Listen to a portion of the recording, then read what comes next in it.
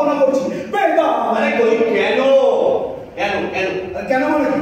এখানে মঙ্গল কাব্যের ওপরে এখানে একটা এই যে দেখছো না ক্লাস চলছে না, মানে নাটক আরে ক্লাস চলছে না, মানে না গন্ডগোল করে এই লোকটা সব কিছু ক্লাস হবে।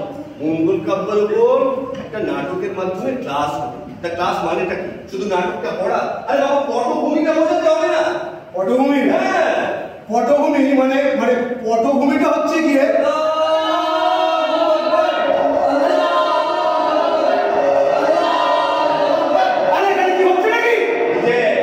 পটভূমি।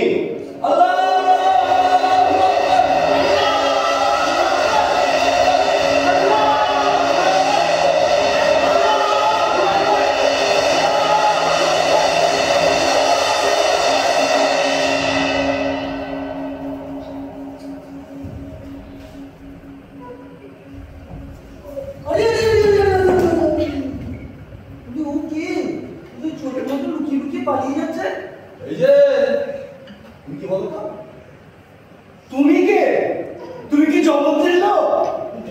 মানে আরে মানে উনি জানতে চাইছেন ইখতিয়ারউদ্দিন বখতিয়ার খিলজি তুমি কি তার লোক? না মানে আমি তো ত্রিপুরা নাটক করতে এসেছি। আমি লক্ষণ সেন, তাড়াতাড়ি চালান, তাড়াতাড়ি নৌকো চালান। ও মানে লক্ষণ সেন? হ্যাঁ, আপনি নদী থেকে কোথায় চলে যাচ্ছেন?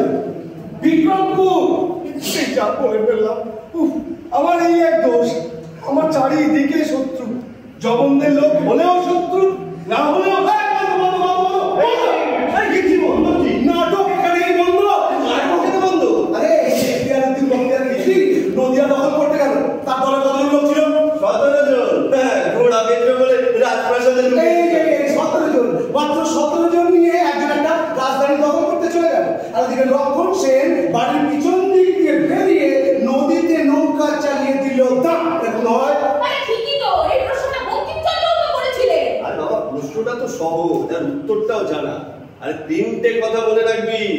লক্ষণ সেন কিন্তু ছিলেন ঘোর বৈষ্ণব, মানে যাকে বলে একবারে ঘোড়া হিন্দু। তারপরে যারা অহিন্দু মানে যারা অব্রাহ্মণ মূলত, মানে তাদের আর দুর্গতির শেষ ছিল না। তার মানে তাদের আপসি বিপদের সময় পাশে দাঁড়ায় না কেন দাঁড়াবে? তোর বিপদে আমি পাশে দাঁড়াবো না, আমার বিপদে তুই কোনোদিনও পাশে দাঁড়াবি? নাম্বার 2 বৌদ্ধ, মানে ঠিক খাঁটি বৌদ্ধ নয়, ওই তন্ত্রমন্ত্র মিশনের একটা ব্যাপার আর কি। তাদের অবস্থা তো আরো খারাপ। নাহলে বাঙালি সিদ্ধাচার্যদের পুঁথি ওই নেপাল রাজার লাইব্রেরিতে পাওয়া যায়। আরে বাবা সোজা বাংলায় খেয়ে দিয়ে দিয়েছিল বলেই তো চর্যাশ্চর্য বিনিশ্চয় কিংবা আশ্চর্য চর্যাশ্চর্য বলতে পারো। আরে বাস 3 নম্বরটা আরে গৌরে সেটা কি? বাবা লক্ষণ সেন এখন রাজা, গুপ্তচর খবর এনেছে। বলছি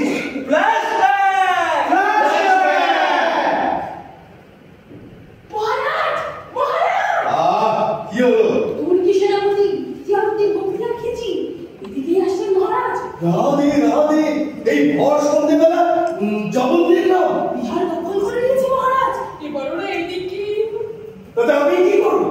তার জন্য সেনাপতি আছে, মন্ত্রী আছে। আমি এই বুড়ো বয়সে ধর্মকর্ম ছেড়ে তাদের খোঁজ খবর রাখতে যাবো কেন? তুমি বক্ষ বর্ণনা করে বলেছে মহারাজ, এবার আপনার রাজ্যে জবর না। আমার রাধে রাধে রাধে এই তোমাকে বলেছিলাম, তোমাকে বলেছিলাম জবনদের নাম পর্যন্ত উচ্চারণ করবে না। অপরাধ মার্জনা করবেন মহারাজ। আপনি তো জানেন দেশে চারিদিকে বিদ্রোহ ছড়িয়ে পড়েছে। তারপর জবরটা যদি আরে দূর, জবন বিদ্রোহ আমি ভাবছি অন্য কথা, গীত ও গোবিন্দের কথা। কবি চূড়ামণি জয়দেব কি কাব্যই রচনা করেছেন হে! কি লীলা, কি কেলি!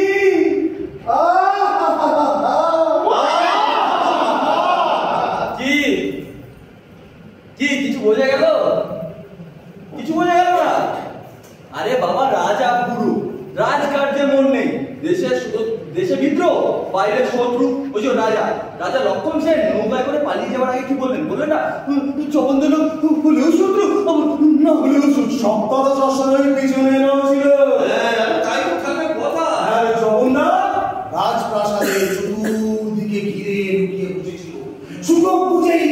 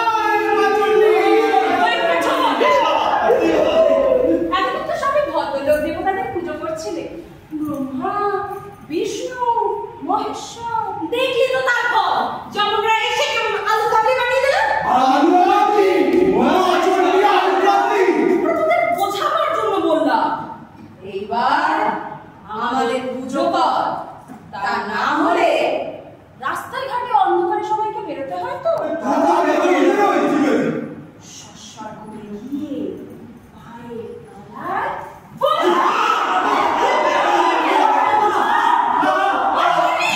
তুমি তো দুর্গা ওরা কি সব চণ্ডী মানে দুর্গা নাকি?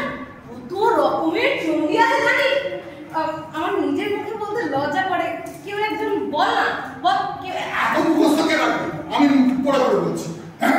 নাটাই চণ্ডী, ঘোর চণ্ডী, উড়ন চণ্ডী, কুড়ুল চণ্ডী, শুভচণ্ডী, খারাসির চণ্ডী, রখাই চণ্ডী, উদ্ধার চণ্ডী, রণচণ্ডী, ওলাই চণ্ডী, বসন চণ্ডী, অবাক চণ্ডী, কলাই চণ্ডী, ককাই চণ্ডী, ঢেলাই চণ্ডী, মঙ্গল চণ্ডী। আমার মাথা ঘুরছে, হেমা চণ্ডী।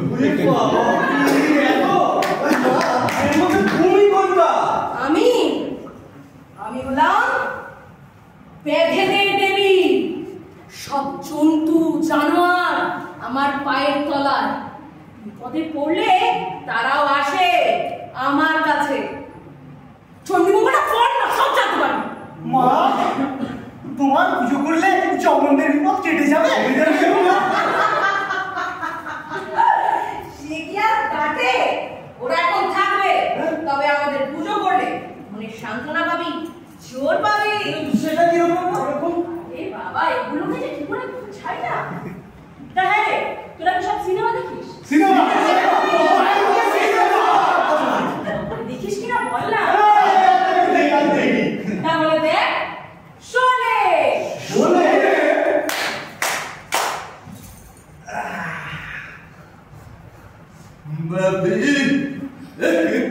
चुन चुन कर मारूंगा, चुन चुन कर मारूंगा।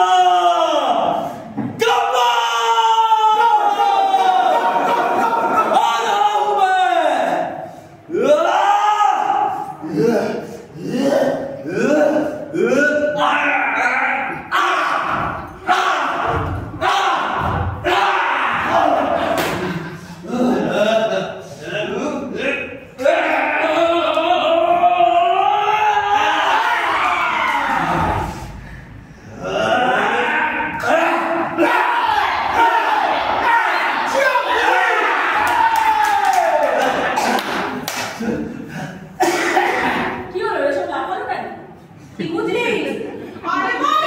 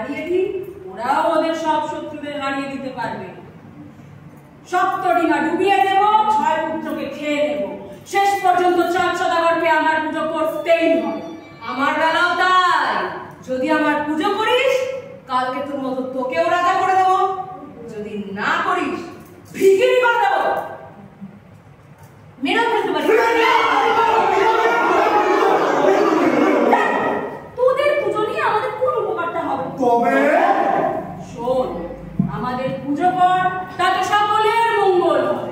আর এইসব কথায় যদি পাত্তা না দিয়েছো, সর্বনাশ হবে। এইসব কথাগুলো মানুষের মনের মধ্যে গেড়ে বসিয়ে দিতে হবে তো। এর জন্য কি দরকার? মার্কেট। হ্যাঁ হ্যাঁ, বাবা বিজ্ঞাপন। আরে মঙ্গল কাপে বিজ্ঞাপন করে দাও রে। আচ্ছা, এখানে কি সবাই চাল সদাগরের গল্প জানে? আরে চাল সদাগর তো এই বাবা বলো না, শিব ঠাকুরের খুব বড় পূজারী ছিলেন, কিন্তু মনসা তোমার পুজো দিতে চাইবো না মা। ইহাতে বুঝিনু আমি দেব সুলোপানি, সে হাতে কেমনে বুঝি চেনমুড়ি গানি। ওরে ছোট গুষ্টিকে সাপে দিয়ে একদম ছুঁড়ে দেবে গরুটা। ঠিক আছে ঠিক আছে, ওসব ডায়লগে নানা রকম থাকে, আর তাছাড়া ও নিজের কথা বলে। আচ্ছা, তোরা একটা কথা বলতো, আমার এই চাঁদের হাত থেকে পুজো নেওয়ারই এত আঠা কেন? আচ্ছা, ধনপতি কে ছিল? চণ্ডী মঙ্গলের ধনপতি। ও দুজনেই তো সদাগর। ঠিক, দুজনেই সওদাগর। তো সওদাগর মানে কি? মানে যদি টাকা কড়ি আছে, তাই তো? তো যাদের টাকা কড়ি বেশি আছে, তাদের তো ভয়ও আছে। যদি কোনো দেবতা রেগে গিয়ে তাদের সর্বনাশ করবে। এই যেমন ধর চাঁদ সদাগর, কি একজন চাঁদ শাস্ত্র, এতক্ষণ ধরে তুই চাঁদের ডায়লগ, তুই চাঁদ।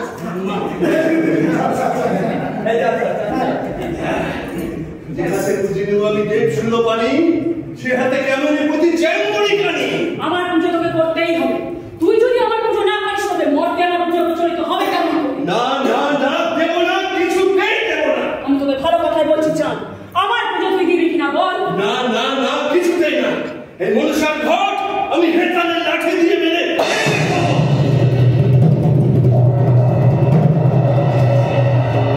তোর এত সাহস যে মহাজ্ঞান তুই আমার বাবা শিবের থেকে পেয়েছিলি, তা আমি হরণ করে নিলাম।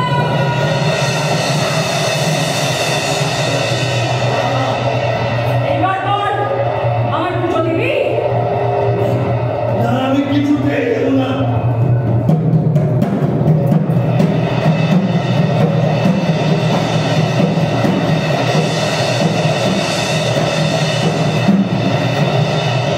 দেখতে যা, তোর ছয় পুত্র কেমন বিষে নীল হয়ে পড়ে রয়েছে। এখনো বল, পুজো দিবি? না, কিছুতেই না। চেনমুড়ি গানি। যা, চাঁদের সপ্ত ডিঙা ডুবে যা।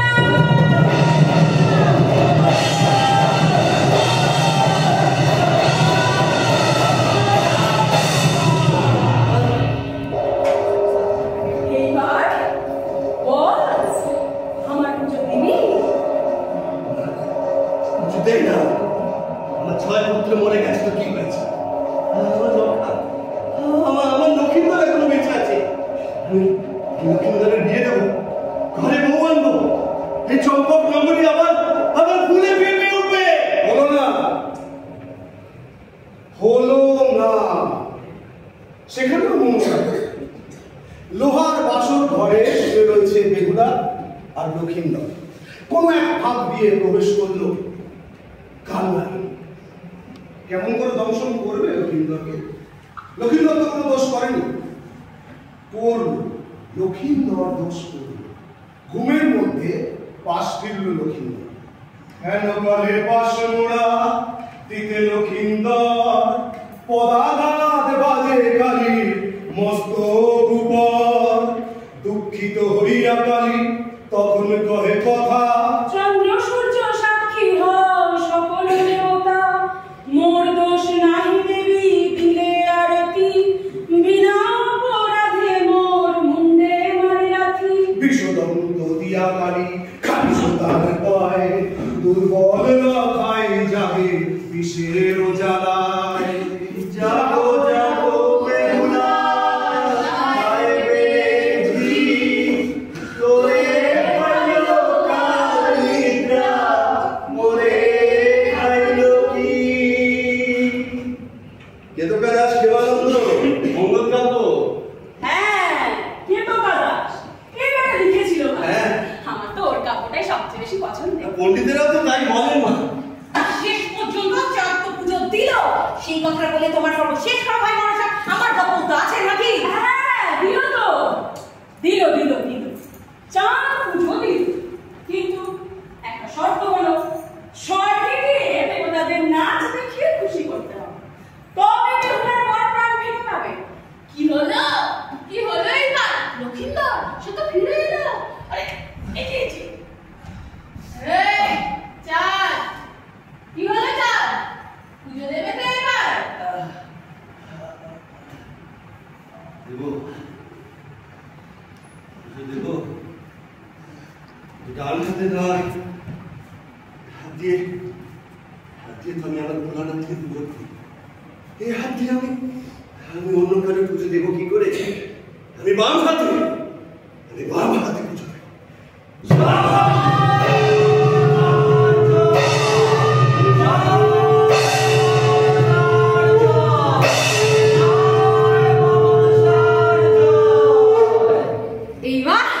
এইবার আমার গল্প তো দুটো। যখন চাঁদ সদাগরকে নিয়ে কথা হচ্ছে তখন আগে ভানুমতির গল্পটাই বলি। সদাগরের সেই গল্পটা আমার গল্পের মতো। ধনপতি কি হবে? উঠে আয় না। অমি তো খাও। কেন ও এক্ষুনি চাঁদ করলো, আর এক্ষুনি ধনপতি করবে। ওকে কেন বল নায়কের মধ্যে দেখে কি সরি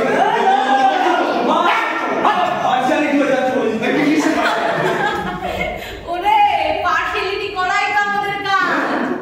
যে আমাদের পুজো করবে তাকে ঘুরিয়ে দেব, যে আমাদের পুজো করবে না দেখ কি অবস্থা হয় তার। যা একটা ধনপতিকে ধরে নিয়ে আয়। আমি ধনপতি গাচ্ছি। ধনপতি স্যার আপনি ধনপতি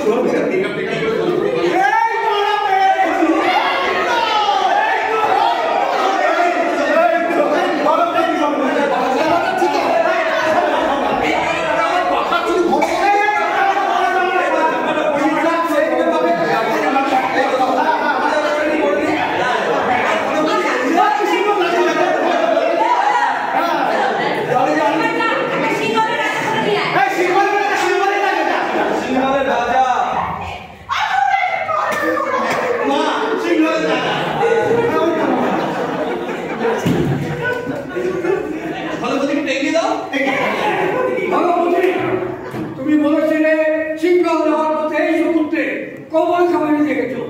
আমাকে বলেছিলে কমল কামানি দেখাবে। কোথায় সেই কমল কামানি? দেখাও। মহারাজ আমি ওই সত্যি কমলে কামিনী দেখেছিলাম, কিন্তু এখন তো সমুদ্রের মধ্যে কোথাও দেখতে পাচ্ছি না। এক মিনিট এই কমল কামানি ব্যাপারটা কি? কি ব্যাপারটা? এই আপনি শুনে দেখি তো শুনি কমল কামানি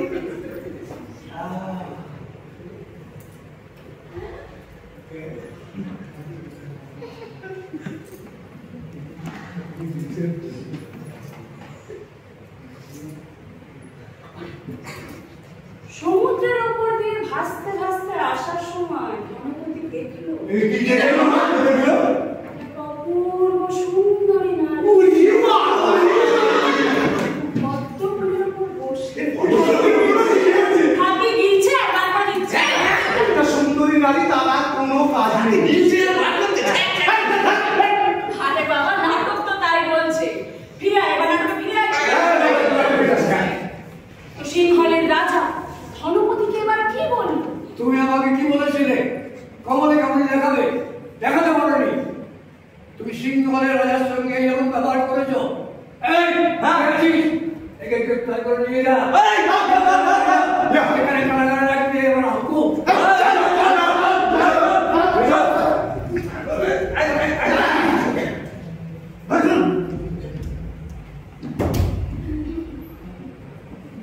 ধনপতি, ধনপতি, এই অন্ধকার কারাগারের মধ্যে কে? আমি মা চণ্ডী। আমি তোকে কমলে কামিনী দেখিয়েছিলাম, মনে আছে? মনে আছে। তোর দ্বিতীয় বউ খুললো না, আমার ঘট পুজো করছিল বলে তুই তার লাখ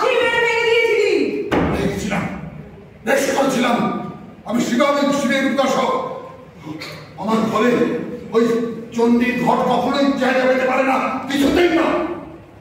আমার পুজো করবি কিনা বল? করবো না, করবো না। তাহলে কোচায় মর এখানে। তোর মতো তোর ছেলে শ্রীমন্তকে এইখানে রেখে দেবো। আমার নাম চণ্ডী, মনে রাখিস। দেখেছো তো ওই এক কেস, চাঁদ তো আমার বেলাতেও তাই করেছিল। আর তুই শ্রীমন্তকে বন্দি করালি, আমি লক্ষ্মীন্দরকে মেরেছিলাম বাসর ঘরে। সেটা কি করে বল, সেটা কি করে? আরে কি করে আছো এক ছক। শ্রীমন্ত বড় হয়ে তার বাবাকে জিজ্ঞেস করলো, মা আমার বাবা কোথায়? সিংহলে গেছে। সিংহলে গেছে শুনে সেও চললো সিংহলে। সমুদ্রের বুকে সেও দেখলো কমলে কামিনী, কিন্তু রাজাকে দেখাতে পারল না। কেন মা, তাকে কি জেলে বন্দি করা হয়েছিল? না, একেবারে কচা। মশানে নিয়ে গিয়ে মুন্ড দিয়ে ছেলেটাকে মেরে ফেলে? না, বেঁচে গেল।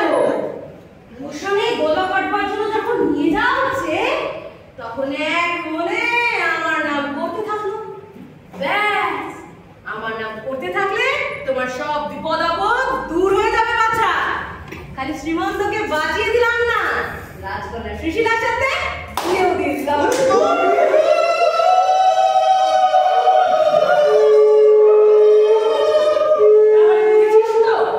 আমাদেরকে যদি দণ্ডমুণ্ডের কথা হিসেবে গেছে না তো ঠিক আছে, তা না হলে সর্বনাশ। হ্যাঁ, কিন্তু মানে আমি বলছি যে এইরকম মানে সবসময় আমার একটা প্রশ্ন ছিল। আবার এই যে সবসময় পুজো দেওয়ার জন্য সদাগরদের উপরে যত চাপ দেওয়া হয়, তার কারণ কিছু তো নেই। মানে এদের টাকা পয়সা ধন দৌলত অনেক বেশি, মানে এদের ক্ষতিটা চোখে দেখা যায় করে। আরো একটা কারণ। তোরা বল দেখি তোদের কেমন বুদ্ধি।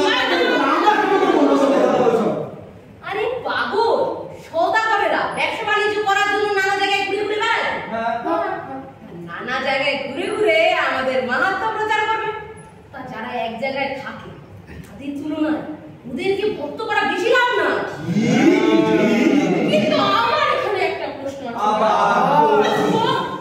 বলছি যে কালকে তো বলতো না, তাহলে কেন তোরা সওদাগর ছিল না?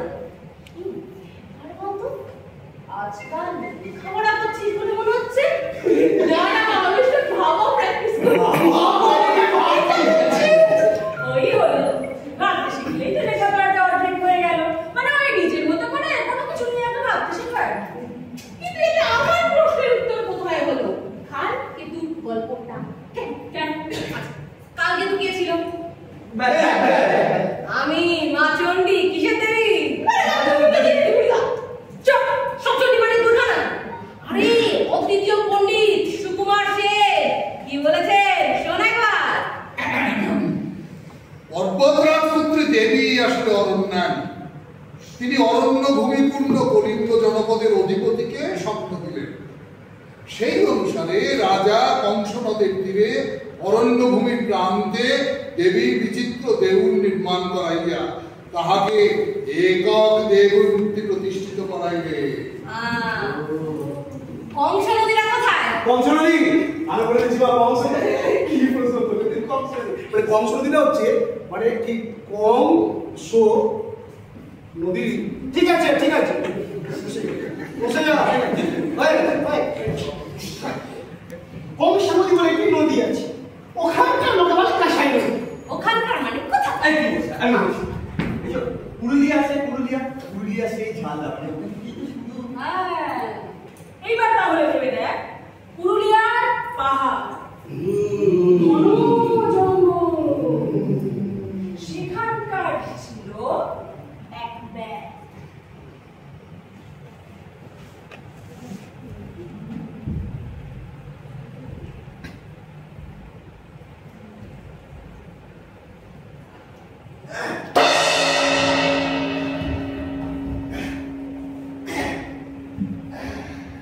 মা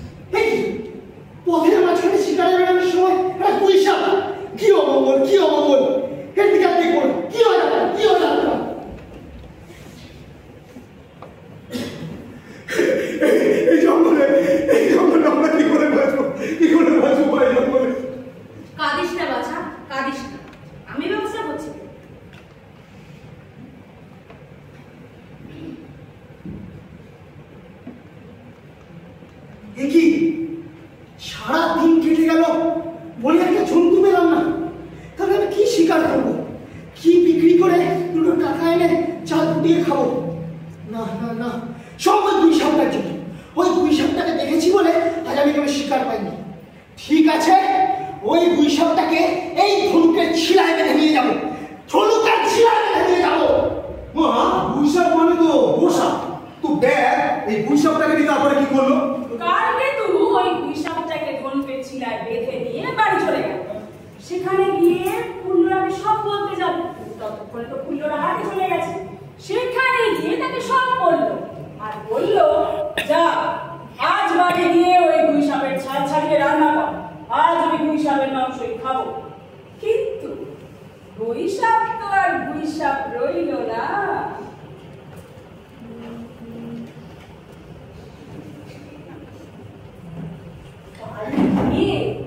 কুল্লোরা দেখে কি, মা, কে তুই? আমি তোমার সতী গো।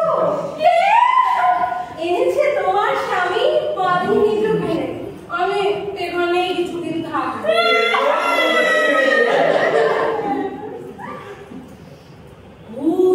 কোন মানে কিন্তু ধনুকের ছিলাও হয়। ধনুকের ছিলায় বেঁধেই তো এনেছিল গো সাপটাকে। তারপরে আর কি, কুল্লোরা সারা 12 মাস কি কি দুঃখে কাটে সেই কথা বলতে থাকলো। ভালোবাসা কুল্লোরার ভালোবাসা। ওরে বাবা, আমি দেখছি সবই জানিস।